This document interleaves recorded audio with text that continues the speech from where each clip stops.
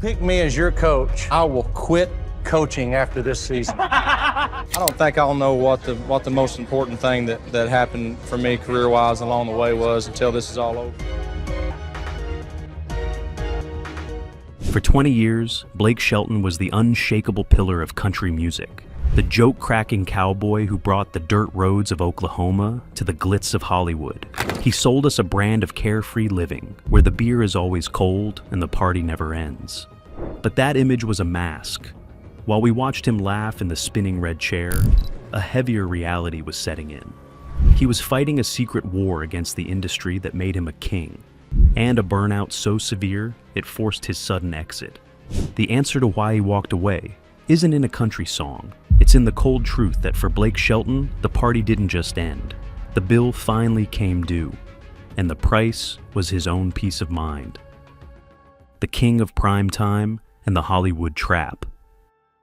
To understand why Blake Shelton had to walk away, we first have to understand the sheer scale of the empire he built, and the golden handcuffs that kept him locked in place. Before 2011, Blake was a successful country singer with a mullet and a few hits like Austin and Old Red, but he wasn't a global superstar because he was a genre star famous in Nashville, but virtually unknown in New York or Los Angeles. That changed the moment he sat in the red chair on NBC's The Voice, where he wasn't just a coach, but was the heart and soul of the show. His bromance with Adam Levine and his quick wit along with his charm made him the most lovable man on television, and he became the face of a ratings juggernaut that generated millions of dollars in ad revenue. For 23 seasons, he was the constant while coaches came and went. Yet Blake remained as the anchor and the reliable soldier who showed up season after season to cash the massive checks and keep the machine running. But being the king of primetime came with a hidden and grueling cost, because the schedule was relentless. Filming The Voice meant living in Los Angeles for half the year, trapped in a city that stands for everything a country boy is supposed to hate. And it wasn't just about showing up on camera, but included the blind auditions, the battle rounds, and the promotional tours. He was doing this twice a year for over a decade, effectively living a double life, playing the part of the rustic cowboy while navigating the concrete jungle of Hollywood. The money was incredible, reportedly reaching $13 million per season, which meant he was walking away from $26 million a year by quitting. But the golden handcuffs were starting to chafe. He was winning on television, but he was slowly losing himself, as he was stuck in a loop of manufactured drama and television makeup far removed from the woods and the lifestyle that originally inspired his music, becoming an employee of NBC first and a country artist second. The friction between Blake's roots and his reality reached a boiling point when he married Gwen Stefani, because on paper, it was the ultimate opposites attract fairy tale. He was the hunter from Oklahoma, and she was the skay punk queen from Anaheim, so the media ate it up painting them as the power couple who bridged the divide between red states and blue states. It was a marketing dream, and for a while it revitalized his career, but the fairy tale brought a level of scrutiny that Blake had never experienced before. Suddenly, he wasn't just a country singer, but a tabloid fixture where every move he made was analyzed, and every time he stepped out in public, there were cameras, meaning the Hollywood trap had snapped shut. Rumors began to swirl that Blake was changing as longtime fans whispered that he was going soft and trading his camouflage for designer suits while losing his edge. The tabloids were relentless, constantly printing stories about marriage trouble and speculating that the cultural differences between him and Gwen were tearing them apart, claiming they were living separate lives where Gwen stayed in LA while Blake hid in Oklahoma, creating a narrative of a marriage in crisis. While most of these stories were fabricated, they touched on a real nerve because Blake was torn between two worlds. He had built an entire brand on being authentic, yet he was living the most manufactured life possible, as he was a man who just wanted to drive his tractor, but was stuck in a makeup chair getting prepped for a live broadcast. The cracks were starting to show, and the man who was always laughing on camera was starting to look tired when the lights went down. The drunk uncle persona and the stepdad shift. Part of Blake's charm was his party boy persona as the guy who always had a cup in his hand, so on The Voice, his drinking became a running gag. He leaned into the character of the drunk uncle, who was always ready for a good time, which was funny and relatable and great for ratings. And he even launched his own vodka brand, Smithworks, capitalizing on this image of the fun-loving drinker. But there is a fine line between a funny character and a concerning reality, because over the years the jokes about his drinking started to feel a little heavy. In interviews, he would joke about being drunk at noon or needing a drink to get through the day. And while his fans laughed, some insiders wondered if the stress of the Hollywood machine was pushing him to cope in unhealthy ways. The industry has a long history of normalizing alcohol in country stars by treating it as part of the outlaw aesthetic. But at 48 years old, the body doesn't bounce back like it used to.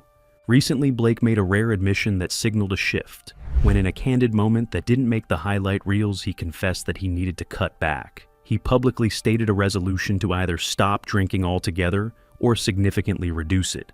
And this wasn't just a casual comment, but a signal. It was an admission that the party boy lifestyle that fueled his brand for 2 decades was no longer sustainable. And while the old red character was fun for the audience, it was exhausting for the man playing him. The biggest turning point, and the true reason for his confession, wasn't about alcohol or Hollywood fatigue, but about 3 boys named Kingston, Zuma, and Apollo.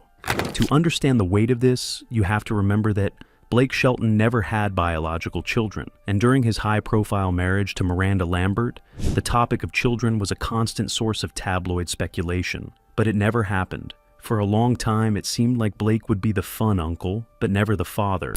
Yet, when he married Gwen, he didn't just get a wife, but got an instant family. He became a stepfather to 3 young boys who were growing up in the spotlight, and this wasn't a role he took lightly, as Blake has spoken openly about his own stepfather being a hero to him, and setting a high bar for the kind of man he wanted to be. For a long time, Blake tried to balance it all by trying to be the superstar on NBC and the dad at the dinner table. But parenting isn't a part-time job. You can't be in 2 places at once, and you can't teach a kid to fish over FaceTime or support them at a football game from a studio in Burbank.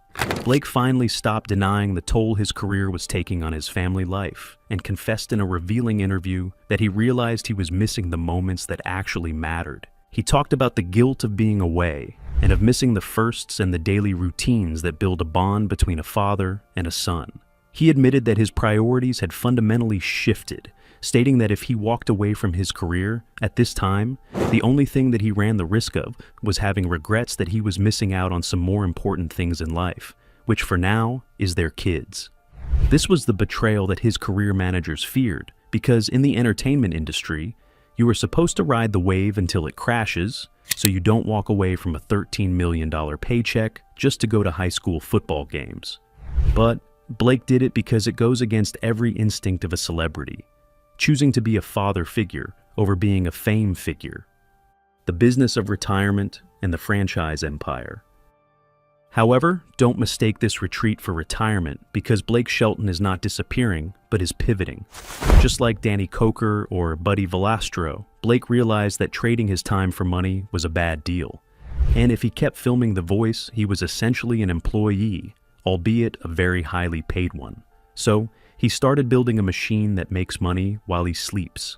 Enter Ole Red, which isn't just a song, but a chain of massive multi-story entertainment venues and bars in strategic tourist hotspots like Nashville, Gatlinburg, Orlando, Las Vegas, and his hometown of Tishomingo. These aren't small honky-tonks with sawdust on the floor, but are corporate money printing machines, operated by Ryman Hospitality Properties, which is the same company that owns the Grand Ole Opry. By partnering with Ryman, Blake pulled off a genius business move because he lent his name and his likeness and his brand to the venues, but the heavy lifting of operations is handled by a corporate giant. Blake Shelton has effectively franchised his personality because you can go to an Ole Red bar, drink a Blake Shelton branded vodka, eat a burger inspired by his songs, and listen to country music, all without Blake ever having to leave his ranch in Oklahoma. He has successfully decoupled his income from his physical presence, and this is the genius of his exit. He didn't leave The Voice because he was done working, but left because he was done being the product. He traded the daily grind of television production for the passive income of a business mogul and stopped being the clown in the circus to become the owner of the tent. The quiet fade. There is one final uncomfortable truth that fueled this exit, which is something most stars refuse to admit.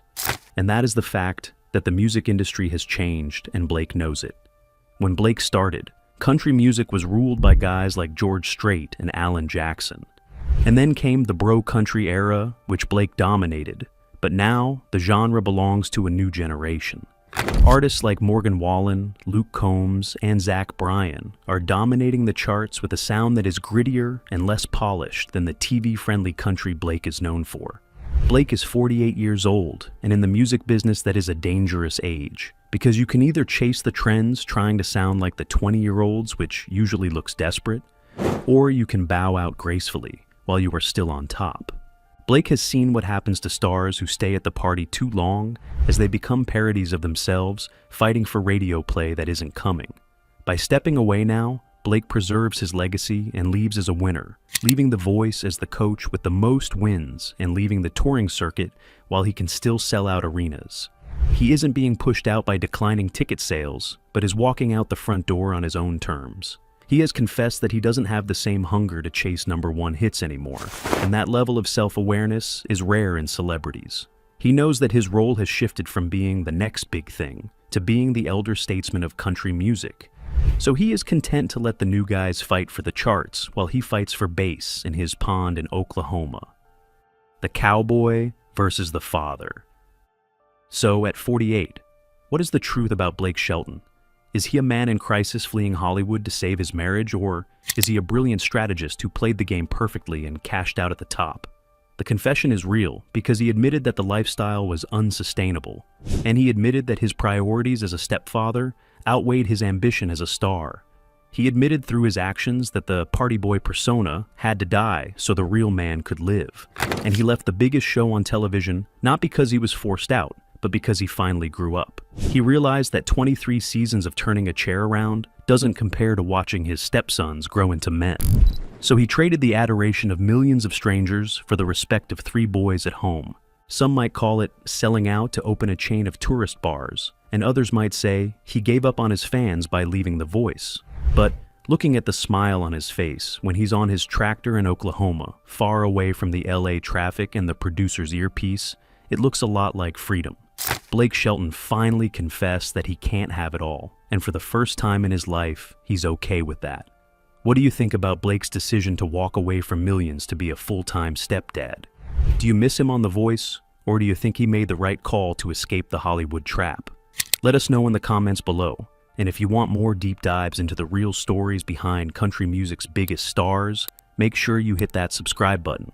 Thanks for watching.